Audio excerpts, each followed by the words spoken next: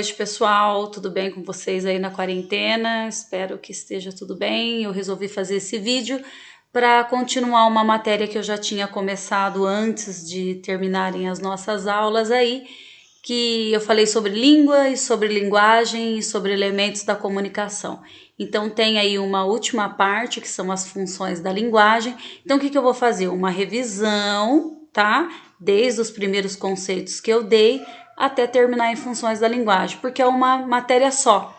Então vocês vão ver que tá tudo conectado uma coisa à outra, tá? Então é bom para vocês revisarem aí o que eu falei, o que eu expliquei e para vocês aprenderem a última parte dessa matéria aí. Beleza, galera? Vocês vão acompanhando comigo aí, tá? Aqui no PowerPoint, por favor. Não liguem muito aí para iluminação, nem para voz, essas coisas, porque eu não sou youtuber, mas enfim. Vamos lá, mete o pau. Então, vocês vão ver aí o conceito de língua. Bom, língua, a gente já sabe que é o conjunto de normas e regras de um idioma. Então, é a parte teórica, tá? Então, toda a linguagem formal, a linguagem culta, você saber como se escreve, se separa desse jeito, se escreve com 2 S ou não, se a palavra tem determinada origem ou não, esses conceitos teóricos do idioma, tá? Essas normas gramaticais, essas regras, é tudo língua, por isso que o nosso idioma se chama língua portuguesa, ok?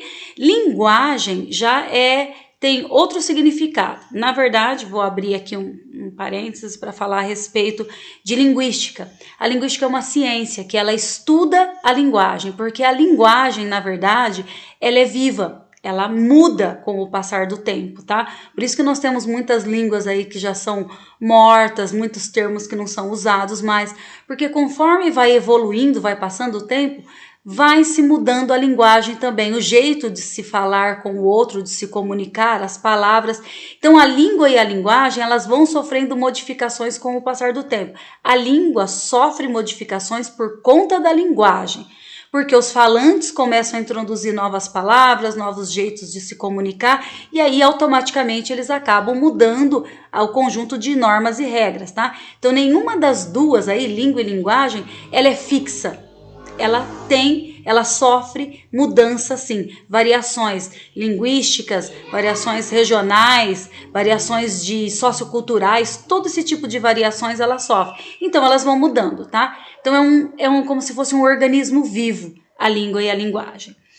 E aí dentro da linguagem, que a linguagem entendam como comunicação, todo e qualquer tipo de comunicação. Então tudo que eu faço para me comunicar com o outro e o outro entende, é uma linguagem, né? Independente do tipo, do que eu use, se eu consigo me comunicar com o outro e ser entendida, é uma linguagem. Dentro da linguagem, eu tenho os tipos.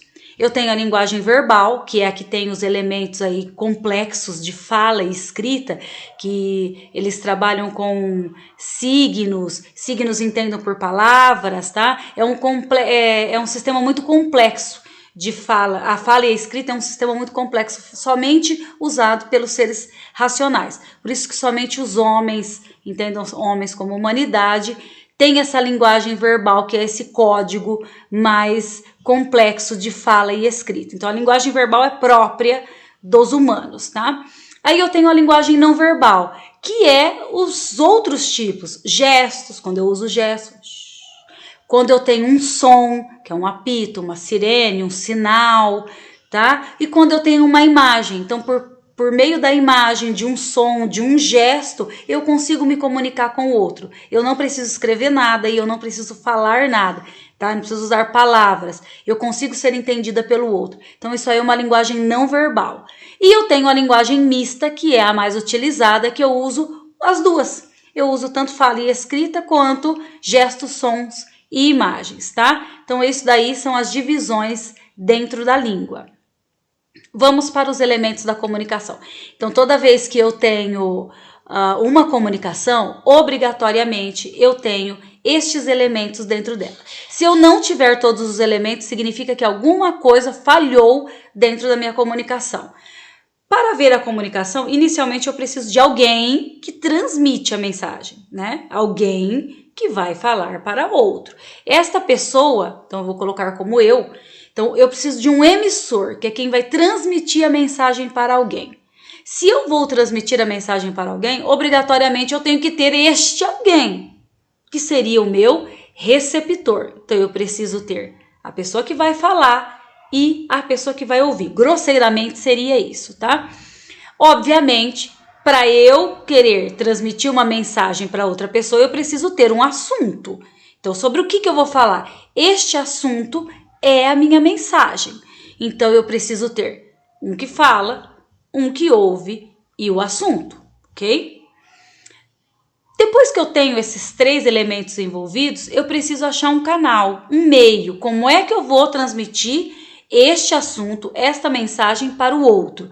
Aí, eu, por exemplo, agora estou falando com vocês, eu sou a emissora, vocês são receptores. Elementos da comunicação é a mensagem que eu estou querendo passar para vocês e o meio que eu estou utilizando é uma videoaula. É o meu computador, tá? Então, eu estou utilizando uma videoaula, que é o canal que eu consegui para poder falar com vocês. Depois disso, eu tenho um referente. Ora, o referente nada mais é que o contexto, a situação em que essa mensagem irá ocorrer. Eu não vou mandar uma videoaula para vocês no meio de um churrasco, né? Eu tenho que ter uma situação, um contexto que facilita essa mensagem ser transmitida para vocês. Então, o referente é tudo o entorno da mensagem, tá? Tudo que vai favorecer para que essa mensagem seja transmitida, para que haja essa comunicação. E por último, não menos importante, para eu transmitir esta mensagem, eu preciso ter um código, ou seja, eu preciso ter uma linguagem. Eu vou usar que tipo de linguagem? Eu vou falar em que idioma? Eu vou usar linguagem verbal, não verbal? Vou falar em árabe, em português? Vou falar em chinês? Chinês não, pelo amor de Deus. Chinês não dá. Então, eu tenho que escolher um tipo de mensagem. E é o meu código, tá? Entendam código como a linguagem a ser utilizada. Beleza? Então, agora a gente vai... É isso daí que eu acabei de passar para vocês, essas 2 partes. É a revisão. Agora nós vamos entrar na terceira parte, que é propriamente a finalização aqui dessa matéria, tá? Que são as funções da linguagem. Então, funções da linguagem. Toda linguagem. Então, entendam como tudo que eu falo, que eu me comunico com o outro, tem uma função específica, tá? Nada é de graça, na verdade. Tudo que a gente faz aí com um objetivo. Então, a função seria isso, o objetivo que eu quero com a linguagem que eu estou utilizando. Então, primeira coisa, mais importante, toda função da linguagem tem um elemento da comunicação correspondente. Eles fazem pares, tá? Então, eu coloquei aqui na mesma ordem que aparecem os elementos da comunicação para vocês. Então, olha lá, a função emotiva e expressiva da linguagem. Geralmente são textos escritos em primeira pessoa. Quem é a primeira pessoa do discurso? Eu. Então é focado em mim. O que eu penso, o que eu acho, a minha visão de mundo, tá? A minha visão, a visão do eu lírico. Lembrando que eu lírico não é o autor do texto, é a voz que fala dentro do texto, tá? Então, toda vez que o texto expressar um sentimento, uma visão de mundo, uma opinião do próprio narrador, do eu lírico daquele texto, a linguagem é emotiva, expressiva. Se sou eu que estou falando, o foco está em mim, que eu que estou falando, obviamente o elemento da comunicação, que é meu par, é o emissor. O emissor não é o que está emitindo, o que está falando. O texto em primeira pessoa não é centrado em quem está falando. Então, por isso que o elemento correspondente à função emotiva é o emissor, tá? Então, expressiva ou emotiva corresponde ao emissor. Depois, nós vamos aqui para a função conativa. Não, por favor, não confundam com conotativa, tá? Que é a linguagem figurada. Conativa ou apelativa. O termo apelativa é, obviamente, mais fácil, porque tem a ver aí com a explicação do termo.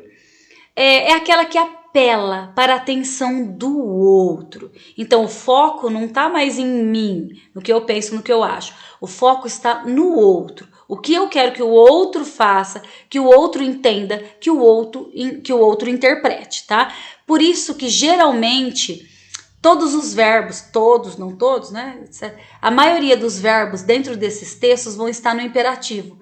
Os verbos no imperativo são aqueles que dão ordem, conselhos, tá? Eles têm a função de coagir a pessoa a fazer, influenciar a pessoa a fazer algo. Então, é muito comum nos textos de propaganda, publicidade e propaganda. Percebam que é sempre assim: compre, faça, adquira, veja, viaje, tá? Sempre os verbos vão estar no imperativo. Por quê? Porque ele quer que você faça alguma coisa. Você seria quem está recebendo a mensagem, o receptor. Então, a linguagem conativa apelativa, o correspondente dela é o receptor, beleza? Aí nós vamos para a linguagem poética. Ora, linguagem poética é a linguagem própria de poemas. Poemas são estruturas textuais, então é o tipo de texto escrito em forma de verso, dividido em estrofes. Isso é um poema, tá? A mensagem que ele traz dentro dele, porque todo poema traz uma mensagem, se chama poesia. Por isso, linguagem poética. Porque ela trabalha o quê? A mensagem dentro do texto. E todos os textos que têm a função poética da linguagem, eles trabalham muito com o sentido conotativo, que é o sentido figurado. É aquele que você precisa interpretar, ler, entender o que está sendo dito, tá? Por isso que ele aparece mais em poemas. Obviamente, função poética, se o foco dela é a mensagem, o elemento correspondente a ela também será a mensagem, ok? Vamos para a função fática. Lembra que a função fática corresponde ao canal, né? O canal não é aquela preocupação que eu tenho com o meio que eu vou arrumar para transmitir a minha mensagem para o outro. Então, a função fática é aquelas em que os textos estão preocupados se a mensagem chegou no outro, foi entendida e vai ter retorno, tá? Por isso que ela aparece constantemente, inclusive aparece muito em vestibular, em diálogos. Toda vez que vocês virem diálogo, então travessão, fulano pergunta, fulano responde, vai, é a função fática, porque o foco dela é saber se a transmissão da mensagem foi concluída e se vai haver retorno, tá? Então, por isso que é sempre em diálogo. Em diálogo é mais fácil você perceber isso, porque você fala, aguarda, vê se tem a resposta, tá? E vice-versa. Então, a função fática, que é aquela que tem o foco na transmissão e na recepção da mensagem, ela corresponde ao canal, que é quem transmite a mensagem, tá? O canal não é o meio que vai transmitir a mensagem. Então, função fática, o elemento é o canal. Aí depois eu tenho a função referencial. Ora, a função referencial, o próprio nome já diz, é de referência. A referência é uma informação. Você não pede assim, eu quero um ponto de referência. É um ponto de informação, um ponto objetivo onde eu vou me localizar. Então eu preciso me localizar, então eu preciso de uma referência. O referencial é isso, é aquele texto que é objetivo, é de informação, que é para você se localizar. Então é um texto que não precisa de interpretação, ao contrário da poética, da função poética, este não precisa ser interpretado, porque ele trabalha com as palavras no sentido denotativo. Textos jornalísticos trabalham 100% em cima da função referencial, tá? Reportagens, notícias, editoriais, dissertações, esses textos muito científicos, técnicos, eles precisam trabalhar com a linguagem de referência, linguagem de informação, tá? Por isso que ele corresponde ao referente. O referente não é a situação, o entorno, é você se localizar em onde você vai, que jeito você vai transmitir aquela mensagem. Você precisa de uma situação favorável, é por isso que o referente é o parzinho aí da função referencial, ok? E por último, nós temos a função metalinguística. Linguística, eu já expliquei para vocês, a ciência que estuda a linguagem. Então, se eu vejo alguma coisa que tem linguística no meio, eu tenho que imediatamente associar com linguagem, tá? Então, metalinguagem são os textos que falam sobre linguagem. O exemplo mais clássico que eu tenho de texto metalinguístico são os verbetes, que são as palavras, os termos de dicionário. No dicionário não vem lá para você a palavra, a classe gramatical a que ela pertence, o significado, onde você pode empregar aquela palavra. Então ele trabalha a linguagem. Textos que trabalham, que falam sobre linguagem, são metalinguísticos. Obviamente, quem que é a linguagem dentro dos elementos da comunicação? O código. Então, metalinguística, o elemento dela só pode ser o código, tá? Vocês podem ver que que não tem muita surpresa. Se você pensar exatamente na explicação, se você souber quem é quem dentro dos elementos da comunicação, não tem como você errar nas funções. As funções, tudo bem que tem algumas que tem algum nome que não tem muito a ver, tá? Mas dá para você fazer aí, ó, metalinguística. Você não vai pegar, supomos que o exercício peça para você ligar ela a algum elemento, você não vai colocar metalinguística no emissor. Você sabe que linguística é ligada à linguagem, que código é a linguagem. Então, assim, tem certos erros que seriam muito grosseiros, tá? Se ele não lembrar da fática, talvez, né, porque é um pouco diferente, a poética, ou até a conativa, você fazer uma confusão, mas ó, emissor, eu, emotiva, tudo a ver, né? Referencial com referente, pelo amor de Deus, isso aí se errar tem que, ó, a cabeça, né? Porque tá muito ruim. Então, vocês têm que, geralmente os exercícios caem assim, tá? Eles vão pedir para que vocês achem a função e digam se o elemento correspondente está correto. Então, muitas vezes eles vão colocar trechos de textos e vão colocar assim: nesse texto predomina a função fática e o seu elemento é o código. Pô, se é fática, é no canal, então alguma coisa está errada. Cuidado com as pegadinhas, tá? Às vezes eles colocam a função correta, mas colocam o elemento errado, que é para ver se vocês sabem essa sincronia que existe entre eles. Tá? Ou eles podem muito bem colocar lá, a função é referencial porque usa linguagem figurada. Vocês sabem que não. Função referencial é função de informação. Então a linguagem é denotativa, não conotativa, não é figurada. Tá? Então é mais ou menos o jeito que os exercícios cairão aí para vocês. Eu coloquei agora alguns lembretes, tá? Só para que vocês tenham em mente exatamente como são. Eu cortei aí, minha cara tá cortando um pedacinho aí, mas eu vou ler para vocês, vocês vão entender.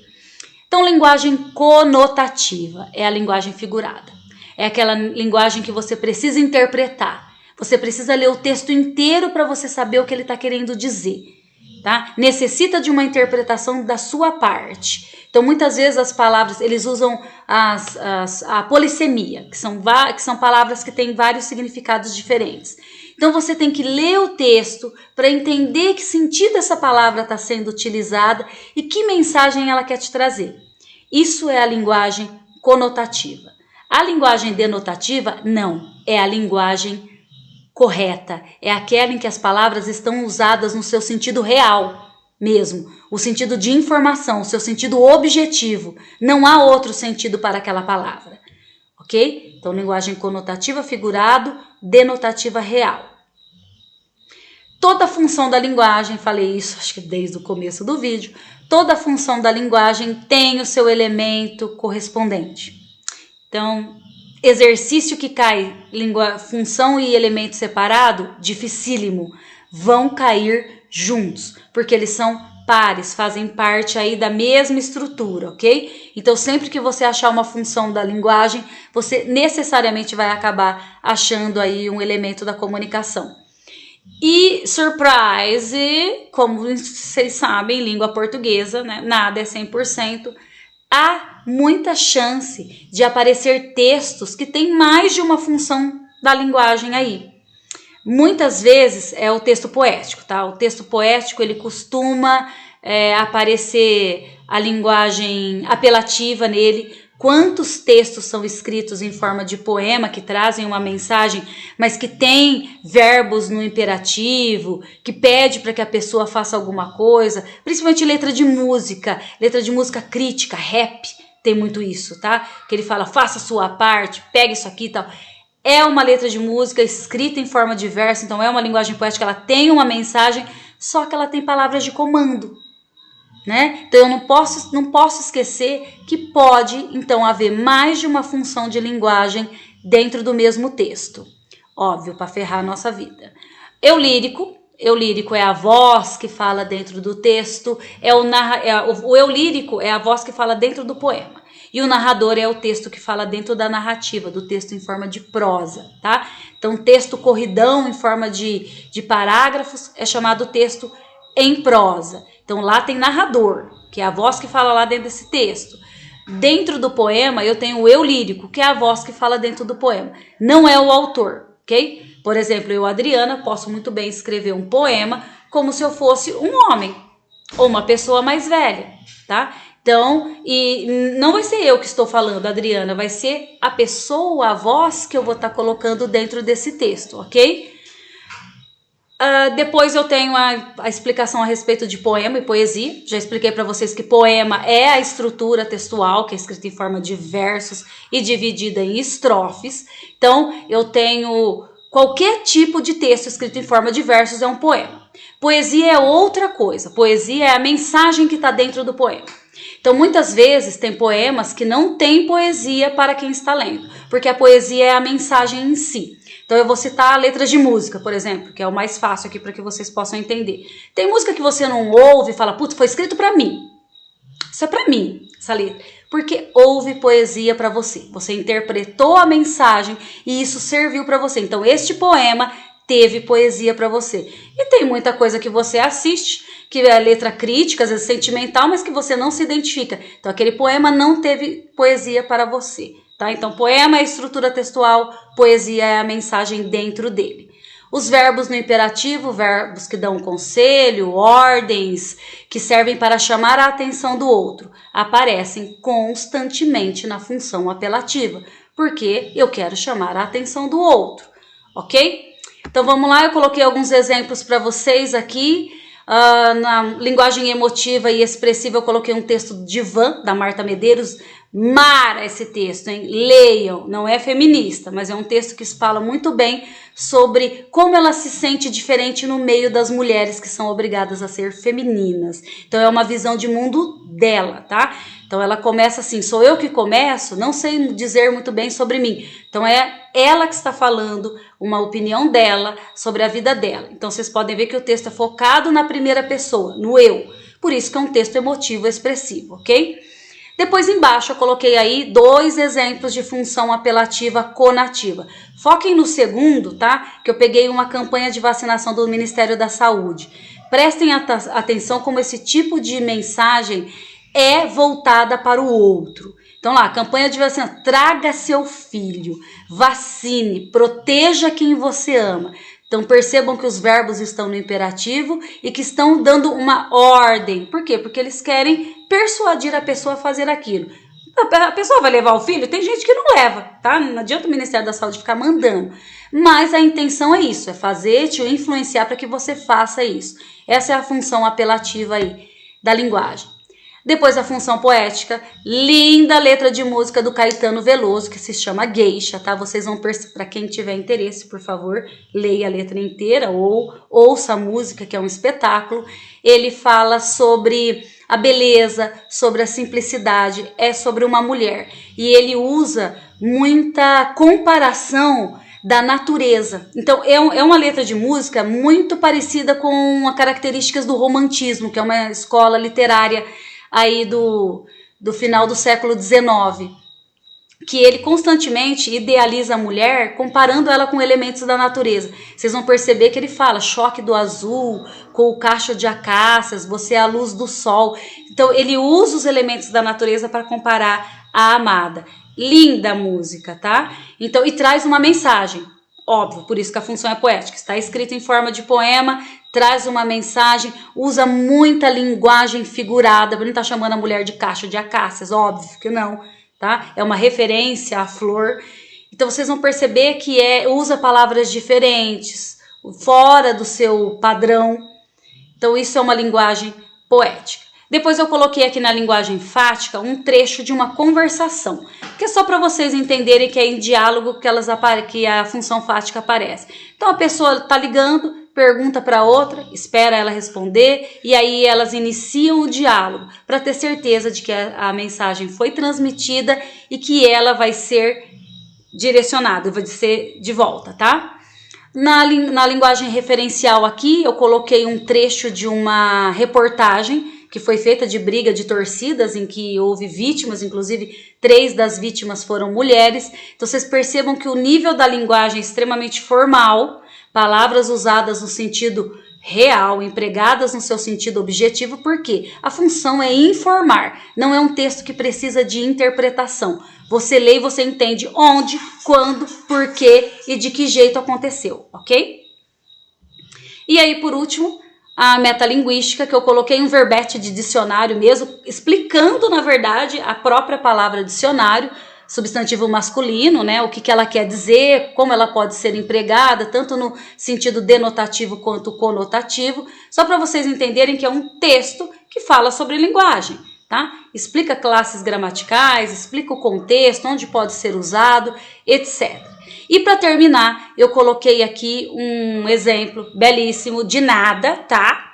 Do Fernando Pessoa, um trecho de um poema dele chamado Guardador de Rebanhos, que é maravilhoso. Nele, eu coloquei esse texto especificamente para vocês verem onde aparecem 2 funções da linguagem dentro do mesmo texto. Obviamente ele está escrito em forma de poema, então ele já tem a função poética dentro dele, tá? Nós vamos ver se ele tem uma mensagem. Então vocês vão ver assim, ó, há metafísica bastante em não pensar em nada. Essa frase já por si só é maravilhosa, né? Então ele fala assim que não existe algo de bom em você ficar pensando em nada. Você não é improdutivo, tá? Às vezes você ficar em silêncio não pensando em nada é melhor, é mais produtivo do que tá fazendo outra coisa.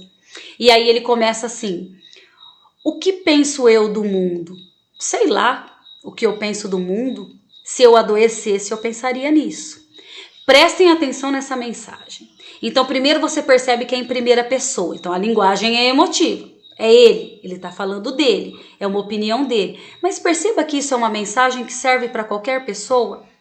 Ele quer dizer que a gente costuma pensar no mundo, no nosso papel, dentro do universo, só quando a gente está em alguma situação difícil.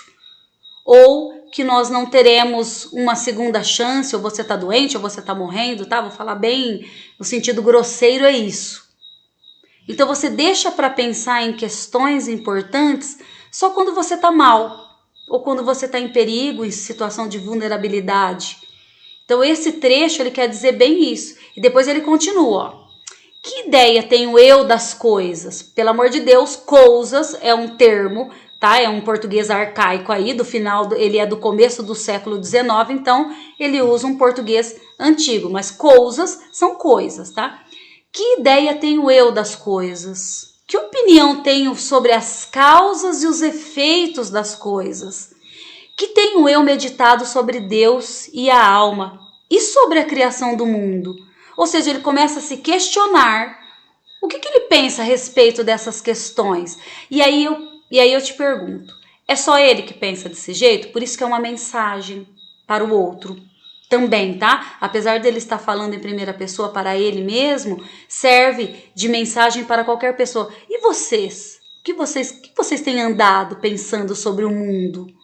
Principalmente, eu acho que esse é atemporal, este poema, para os dias de hoje, né? O que nós pensamos hoje, diante da situação que nós estamos, de calamidade, de caos aí? O que a gente pensa sobre o mundo? Sobre Deus, para quem acredita aí, sobre alma, sobre a criação? Qual que é o nosso papel? Será que a gente está ciente de tudo isso? Esse poema é maior, tá? É da obra aí completa do Fernando Pessoa, maravilhoso. Leiam, se encantem com ele. E eu gostaria muito que vocês fizessem exercícios a respeito disso. Talvez eu traga aí, vou tentar gravar toda semana, mandar uma lista de exercícios.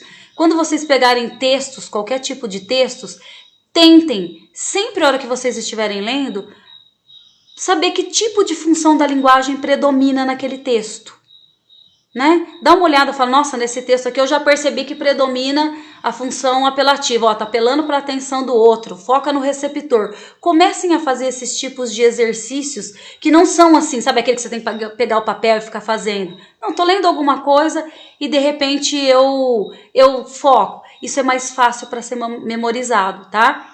Qualquer dúvida, vocês me chamem, eu tô lá no WhatsApp sempre. Um beijo, até a próxima, galera. Falou!